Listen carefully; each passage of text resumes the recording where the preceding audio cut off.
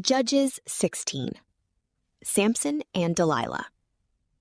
One day, Samson went to Gaza, where he saw a prostitute. He went in to spend the night with her. The people of Gaza were told, "Samson is here." So they surrounded the place and lay in wait for him all night at the city gate. They made no move during the night, saying, "At dawn, we'll kill him." But Samson lay there only until the middle of the night. Then he got up and took hold of the doors of the city gate, together with the two posts, and tore them loose, bar and all. He lifted them to his shoulders and carried them to the top of the hill that faces Hebron. Sometime later, he fell in love with a woman in the valley of Sorek, whose name was Delilah. The rulers of the Philistines went to her and said, "See if you can lure him into showing you the secret of his great strength and how we can overpower him so we may tie him up and subdue him. Each one of us will give you 1,100 shekels of silver." So Delilah said to Samson, "Tell me the secret of your great strength and how you can be tied up and subdued." Samson answered her, "If anyone ties me with 7 fresh bowstrings that have not been dried, I'll become as weak as any other man." Then the rulers of the Philistines brought her 7 fresh bowstrings that had not been dried, and she tied him with them. With men hidden in the room, she called to him, "Samson, the Philistines are upon you." But he snapped the bowstrings as easily as a piece of string snaps when it comes close to a flame. So the secret of his strength was not discovered. Then Delilah said to Samson, "You have made a fool of me. You lied to me. Come now, tell me how you can be tied." He said, "If anyone ties me securely with new ropes that have never been used, I'll become as weak as any other man."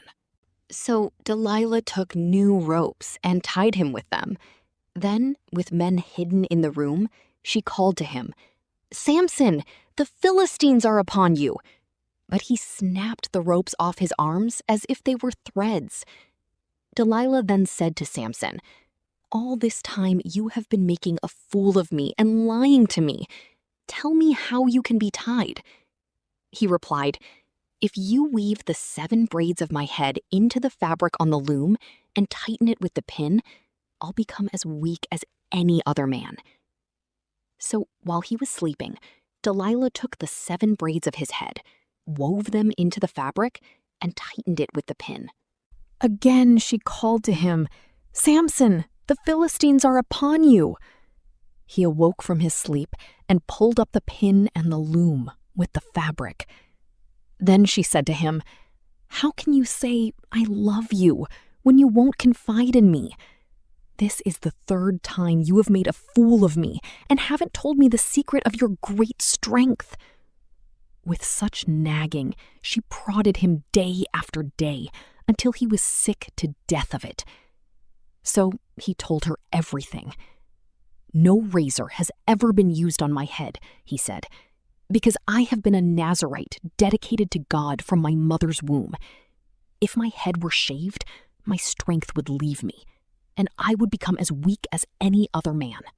When Delilah saw that he had told her everything, she sent word to the rulers of the Philistines, "Come back once more.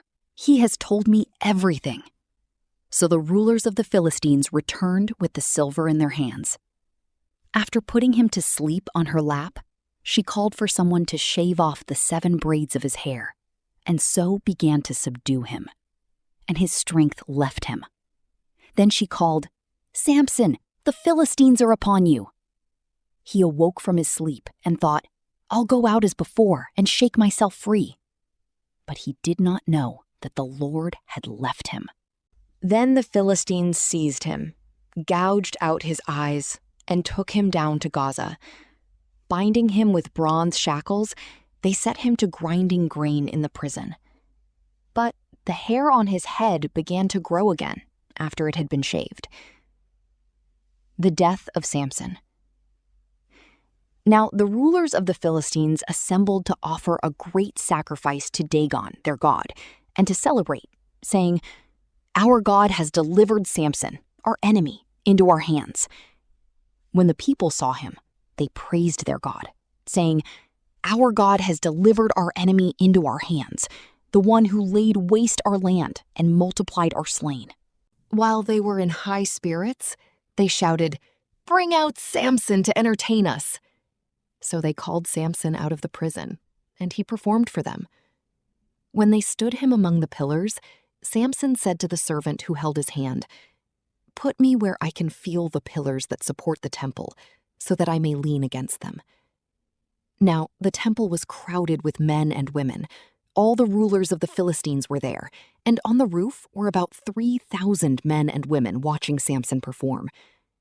Then Samson prayed to the Lord, "Sovereign Lord, remember me. Please, God, strengthen me just once more, and let me with one blow get revenge on the Philistines for my 2 eyes." Then Samson reached toward the 2 central pillars on which the temple stood. Bracing himself against them, his right hand on the one and his left hand on the other, Samson said, "Let me die with the Philistines." Then he pushed with all his might, and down came the temple on the rulers and all the people in it. Thus he killed many more when he died than while he lived. Then his brothers and his father's whole family went down to get him. They brought him back and buried him between Zorah and Eshtaol in the tomb of Manoah, his father. He had led Israel 20 years.